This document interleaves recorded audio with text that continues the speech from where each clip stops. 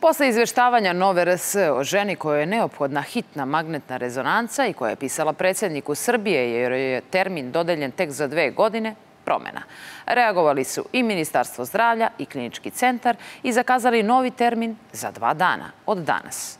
Dobro je što je Irena Nigić dobila termin, ali da li je to sistemsko rešenje? Samo onaj ko stigne do medija može do aparata. Kolike su liste čekanja i zašto? Dina Cepenjar. Kad je suprug došao i kad mi je pokazao papir da je meni zakazano tek za 2 godine, ja sam bukvalno htjela da se nasvestim.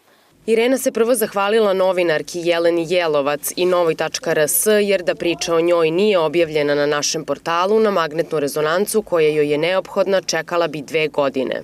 Zahvalila bih se predsjedniku Vučiću, ministru Lončaru i evo ovim putem ih molim da više ne dolazi do ovakvih situacija, da građani moraju da reaguju i da se obraćaju medijima kako bih završili neophodne preglede. Ovako ju je pozvao radiolog iz Kliničkog centra i pregled zakazao za petak. Šta više, mogla je da bira termin. Gospodin mi se izvinio, rekao je da je došlo do nesporazuma, do greške, da je njih lično kontaktirao ministar zdravlja Lončar i da ja mogu da se javim za magnet već 14. Obzirom da ja imam gomilu pregleda tog dana, ja sam rekao da nikako nisam u mogućnosti i gospodin me pitao da li mi odgovara 15. Ja sam to potvrdila.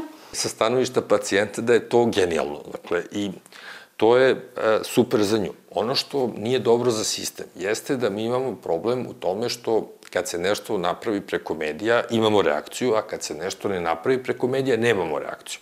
Irena je dobila termin za magnetnu, ali ostala je lista čekanja. Koliko li pacijenata do sada pregled nije ni dočekalo? Mnogo, odmah da vam kažem, znači nije to sad 1, 2, 3, 5.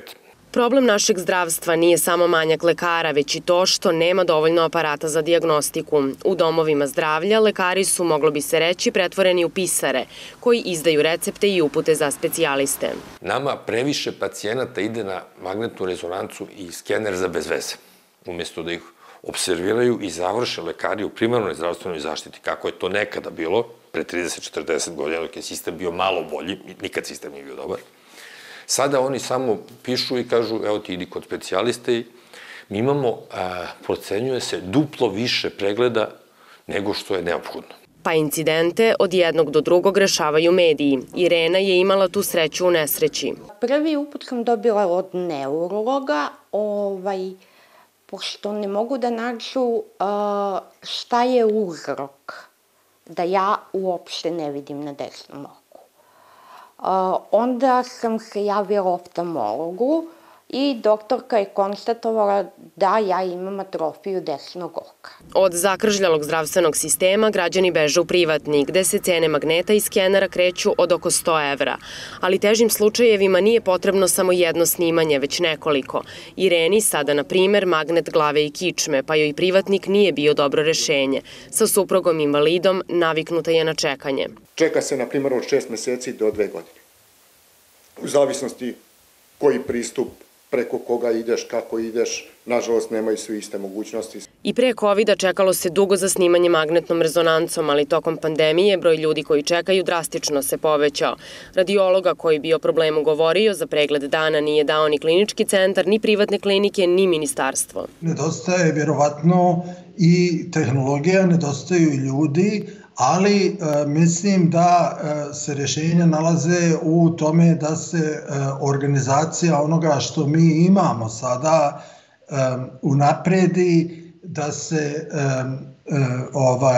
smanje sva i otklone sva uska grla koja postoje, da se uradi potpuno drugačija prioritizacija. A liste čekanja sa sajta ministarstva jasno pokazuju dimenziju problema. Čeka se godinama i ne samo na magnetnu rezonancu, čeka se za sve, za najobičnije operacije.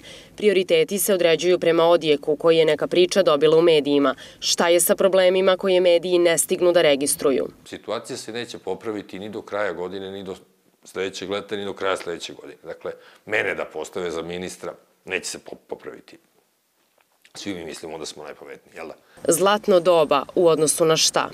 Dina Cepenjor, Newsmax Adria.